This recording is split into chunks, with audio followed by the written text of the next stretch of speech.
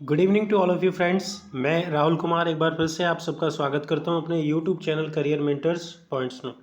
तो दोस्तों, जैसा कि हम लोग हाफ मंथली करंट अफेयर्स का एक क्विक रिवीजन डिस्कस कर रहे थे और उस क्विक रिवीजन का जो पहला पार्ट था उसमें मैंने 15 क्वेश्चंस डिस्कस किए थे और आज हम लोग जो बात करेंगे वो दूसरे पार्ट को यहाँ पे डिस्कस करने वाले हैं।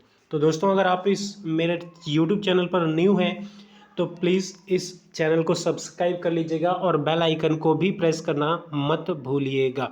तो बिना किसी देरी के हम लोग स्टार्ट करते हैं हमारा आज का वीडियो। और आज हम लोग वहीं से स्टार्ट करेंगे जहां हमने लास्ट वीडियो स्टॉप किया था, यानी कि 15 क्वेश्चंस पे हमने लास्ट वीडियो स्टॉप किया था। उसके बाद हम लोग 16 क्वेश्चंस डिस्कस करने वाले थे, जो कि आज हम इस वीडियो में डिस्कस करेंगे। वर्ल्ड ब्रेल डे, या जिसे हम लोग विश्व ब्रेल दिवस के नाम से जानते हैं, ये कब मनाया जाता है? आपने नाम सुना होगा लुईस ब्रेल का। तो लुईस ब्रेल के नाम पर इसे सेलिब्रेट किया जाता है, इसे मनाया जाता है लुईस ब्रेल। या आपने ब्रेल लिपि का नाम सुना होगा। तो ब्रेल लिपि एक ऐसी लिपि होती है जिससे कि जो ब्लाइंड लोग होते हैं, जो दृष्टिहीन लोग होते हैं, वो कैसे चीज़ों को पढ़ते हैं, कैसे चीज़ों को ऑब्जर्व करते हैं, इसको समझाया जाता है और उसी लिपि को ब्रेल लिपि का नाम दिया जाता है। वर्ष 2019 से ही इसकी शुरुआत की गई है। हर साल ये दिवस मनाया जाता है। कब? तो 4 जनवरी को ये मनाया जाता है। दृष्टि बधित लोगों के लिए ब्रेल लिपि विकसित करने वाले लुईस ब्रेल की जयंती को ये उनके नाम से सेलिब्रेट किया जाता है, इसीलिए ब्रेल दिवस के नाम से इसे मनाया जाता है। तो बिना किसी देरी के अब हम लोग बात करते हैं दूसरे क्वेश्चंस की। दूसरे क्वेश्चंस में ये पूछा गया है कि हाल ही में वर्ल्ड बैंक जिसका हेड ऑफिस कहाँ पर है? Washington DC.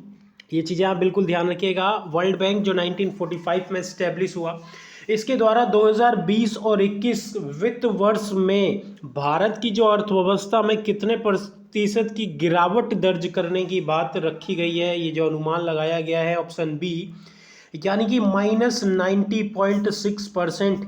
-90.6%, या ये जो गिरावट वर्ड यूज़ किया है मैंने, उससे आपको चीज़ें समझ में आ रही होगी। हमारी अर्थव्यवस्था में ये अनुमान लगाया है 2020 और 21 में जो अर्थव्यवस्था में गिरावट आई है वो 9.6% की है। इसी के साथ अब हम लोग दूसरे क्वेश्चंस की ओर बढ़ते हैं। दूसरा क्वेश्चन जिसमें एक स्पोर्ट्स से रिलेटेड क्वेश्चन है। बल्लेबाजों के लिए जो नवीनतम टेस्ट मैच रैंकिंग में शीर्ष स्थान पे बरकरार रहने वाले व्यक्ति कौन है, या शीर्ष स्थान को हासिल करने वाले व्यक्ति कौन है? शीर्ष स्थान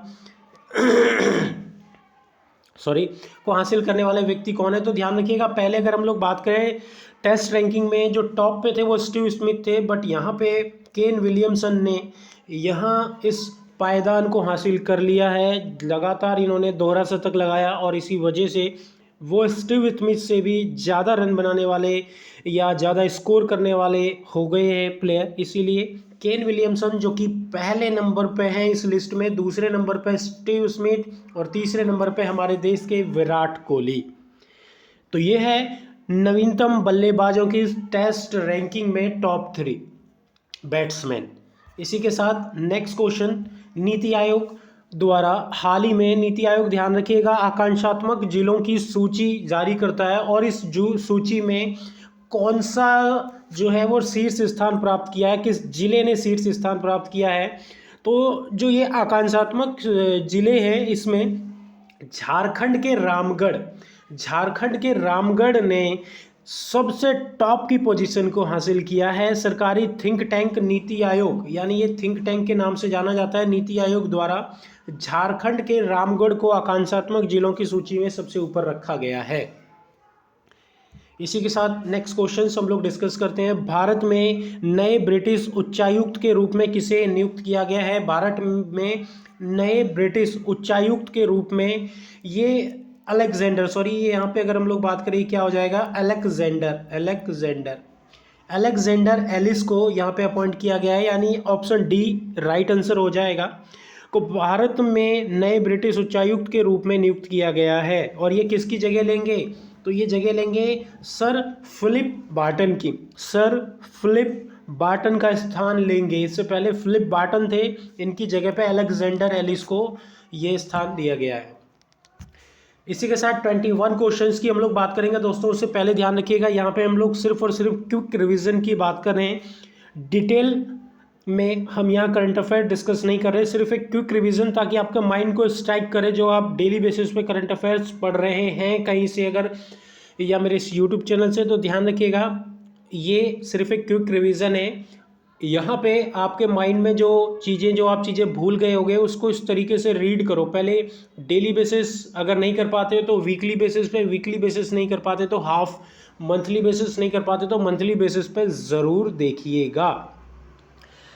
तो इस क्विक रिवीजन में 21 क्वेश्चंस। स्वच्छ वायु एवं गैर इनवेसिव वेंटिलेटर संगठन द्वारा विकसित किया गया है। किसके द्वारा किया गया है? तो ये अगर हम बात करें किसके द्वारा किया है तो इसका जो राइट आंसर हो जाएगा, CSIR के द्वारा सिर्फ 36 दिनों में रिकॉर्ड समय में गैर आक्रामक VIPAP वेंटिलेटर स्वास्थ्य वायु विकसित किया गया है, जो कि एक प्योरीफाइड एयर आपको प्रोवाइड करेगा। और ये किसके द्वारा? तो CSIR के द्वारा संभव हुआ है। कितने दिनों में? तो 36 दिनों में, ये भी ध्यान रखिएगा। 22nd क्वेश्चन, जिसमें ये पूछ लिया गया है कि अफ्रीका गणराज्य के राष्ट्रपति के रूप में किसे चुना गया है? अफ्रीका गणराज्य के राष्ट्रपति के रूप में किसे चुना गया है? तो यहाँ पे अगर हम लोग देखें, इसका राइट आंसर हो जाएगा अफ्रीका गणराज्य के रूप में, जो कि द फर्स्टीन आर्कचेंट टुएड्रा को सेंट्रल रिपब्लिक ऑफ अफ्रीका के राष्ट्रपति के रूप में दोबारा से चुना गया है, फॉस्टिकन आर्केड टुएड्रे। तो ये ध्यान रखिएगा, इसका राइट आंसर क्या हो जाएगा? तो ये ये जो लिखा हुआ है टोडेरा, option C is the right answer for this questions.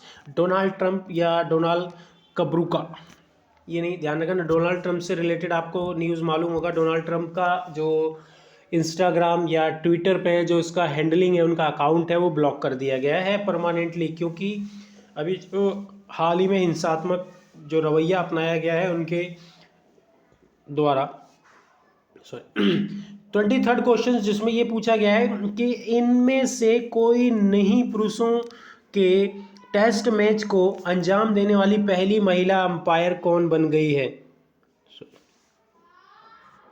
अगर हम लोग बात करें तो पुरुषों के टेस्ट मैच को अंजाम देने वाली पहली महिला अंपायर कौन बन गई है?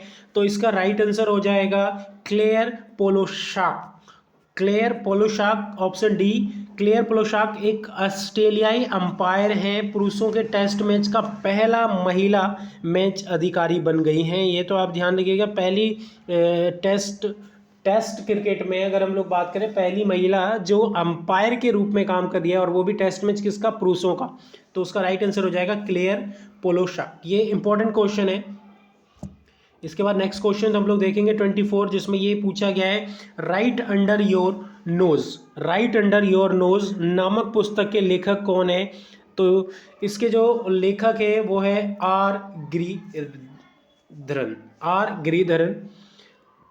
और ये कौन है? तो RBI के ये महाप्रबंधक हैं आर गिरिधरन। इनकी पहली पुस्तक राइट अंडर योर नोज नामक पुस्तक आई है। तो ये चीज़ आप ध्यान रखिएगा, इसका राइटर का नाम रखिएगा ध्यान। तो ये RBI से रिलेटेड याद रखिएगा। और आर गिरिधरन ये RBI के महाप्रबंधक हैं। इसके बाद एक क्वेश्चन बना है कि वीरेंद्र कुमार पॉल को किस देश में भारत का राजदूत नियुक्त किया गया है? किस देश में भारत का राजदूत नियुक्त किया गया है? तो यहाँ अगर हम लोग बात करेंगे तो इसका राइट आंसर हो जाएगा ए, यानी सोमालिया की बात करें तो सोमालिया में भारत के अगले राजदूत के रूप में किसे नियुक्त किया जाएगा? तो वीरेंद्र कुमार पॉल को अपॉइंट किया जाएगा as a next ambassador. Next question, जिसमें पूछा क्या गया है गोजिंग ईस्टवर्ड्स बौद्ध भिक्षुओं और चीन में क्रांतिकारी 1957 नामक पुस्तक किसके द्वारा लिखी गई है? गोजिंग ईस्ट वर्ड्स या बौद्ध भिक्षुक और चीन में क्रांतिकारी पुस्तक किसके द्वारा लिखी गई है? तो ये रोमिला थापर, जो कि एक बहुत ही फेमस राइटर है, इनके द्वारा ये पुस्तक लिखी गई है, रोमिला थापर। आप ध्यान रखिएगा, चीन या बौद्ध से रिलेटेड जो बुक अगर कोई लेटेस्ट पूछी जाएगी तो वो किसके द्वारा? रोमिला थापर के द्वारा। इसी के साथ 27th क्वेश्चन हम लोग डिस्कस करते हैं। The unscripted conversation on life and cinema नामक पुस्तक के लेखक कौन हैं? एक और बुक द अनस्क्रिप्टेड ये जो बुक है ये दो लोगों ने मिलकर लिखी है। पहला अभिजीत जोशी और दूसरा विनोद चोपड़ा। इन दोनों व्यक्तियों ने मिलकर ये बुक लिखी है। इसका राइट आंसर हो जाएगा A+B, यानी कि option D is a right answer for this question. दोनों ने मिलकर ये पुस्तक लिखी है, अभिजीत जोशी और विनोद चोपड़ा के द्वारा। 28 क्वेश्चन, किस कंपनी ने नीति आयोग के साथ मिलकर पुनः मुद्रित महिला उद्यमित प्लेटफॉर्म लॉन्च किया है? किस कंपनी ने नीति आयोग के साथ? तो फ्लिपकार्ट इसका राइट आंसर हो जाएगा। फ्लिपकार्ट ने हाल ही में संशोधित महिला उद्यमित प्लेटफॉर्म को लॉन्च करने के लिए नीति आयोग के साथ भागीदारी की है, उसके साथ साझा या उसके साथ मिलकर ये प्लेटफॉर्म लॉन्च किया है, जिसमें कि महिलाओं की उद्यमिता को जाहिर किया जाएगा, महिलाओं को ज़्यादा रोजगार देने के ऊपर जोर दिया जाएगा। नीति आयोग की बात करें तो नीति आयोग की फुल फॉर्म भी आपके एग्जाम में पूछी जा सकती है, national institution for transforming India आयोग। ये भी पूछा जा सकता है नीति आयोग कब आया भारत में? तो 1 जनवरी 2015। तो ये चीज़ें आप ध्यान रखिएगा। इससे पहले अगर हम बात करें क्या था, तो प्लानिंग कमीशन। नीति आयोग के चेयरमैन कौन है? तो हमारे देश के प्राइम मिनिस्टर। इसके वाइस चेयरमैन कौन है? तो राजीव कुमार। इसी के साथ नेक्स्ट क्वेश्चन हम लोग डिस्कस करते हैं। 29th क्वेश्चन, दुनिया में सबसे शक्तिशाली पासपोर्ट में कौन सा देश है? सबसे शक्तिशाली पासपोर्ट में कौन सा देश है? तो जापान की बात करेंगे, ध्यान रखना। Option D is a right answer. Japan जो पिछले 3 वर्षों से इस सूची में शीर्ष पर है, ने सूची में सबसे शक्तिशाली पासपोर्ट के रूप में एक बार फिर से अपना शीर्ष स्थान बरकरार रखा है। दूसरे नंबर पे अगर हम लोग बात करेंगे तो वो कौन सा देश है? तो दूसरे नंबर पे हमारा ध्यान रखिएगा सिंगापुर। ठीक है, तो ये चीज़ें आप ध्यान रखिएगा, जापान जिसने टॉप किया है। इसके बाद हम लोग एक लास्ट क्वेश्चन डिस्कस करते हैं, और ये 15 डेज के क्वेश्चंस हमने देखे, जिसमें ये 30 क्वेश्चन है, 30 क्वेश्चन हैं। सशस्त्र सेना वेटरन्स दिवस कब मनाया जाता है? तो हर वर्ष 14 जनवरी को भारत में सशस्त्र सेना के वायोवृद्ध दिवस को राष्ट्र की सेवा में हमारे दिग्गजों की निस्वार्थ भक्ति और बलिदान को स्वीकार करने और सम्मान देने के लिए 2017 के बाद से प्रत्येक वर्ष 14 जनवरी को मनाया जाता है। जिन्होंने बलिदान दिया हमारे देश के लिए और जिन्होंने हमारे लिए बलिदान दिया, उनका निस्वार्थ भावपूर्ण उनको श्रद्धांजलि देना, ये सारी चीज़ें इसके अंतर्गत आती हैं। तो ये था सशस्त्र सेना दिवस। 15 जनवरी को हम लोग थल सेना दिवस भी सेलिब्रेट करते हैं, तो वो हम नेक्स्ट सीरीज़ में डिस्कस करेंगे। तो दोस्तों ये थे हमारे टॉप 30 क्वेश्चंस जो आपके एग्ज़ाम ओरिएंटेड हैं, जो आपके एग्ज़ाम के पॉइंट ऑफ व्यू से बहुत इम्पोर्टेंट है। तो इस हाफ मंथली करंट अफेयर्स को देखना ना भूलिएगा। आप मेरे इस यूट्यूब चैनल पर अगर न्यू हैं तो जाने से पहले मेरे चैनल को सब्सक्राइब कर लीजिएगा और बेल आइकन को प्रेस करना ना भूलिएगा। वीडियो अगर आपको अच्छी लगती है तो अपने दोस्तों के साथ ग्रुप में शेयर करना भी मत भूलिएगा। और मेरी इस वीडियो को लाइक भी कीजिएगा। बाय फ्रेंड्स, नेक्स्ट वीडियो में हम लोग फिर मिलेंगे एक नई न्यू क्वेश्चंस के साथ, न्यू थिंकिंग, न्यू वीडियो के साथ।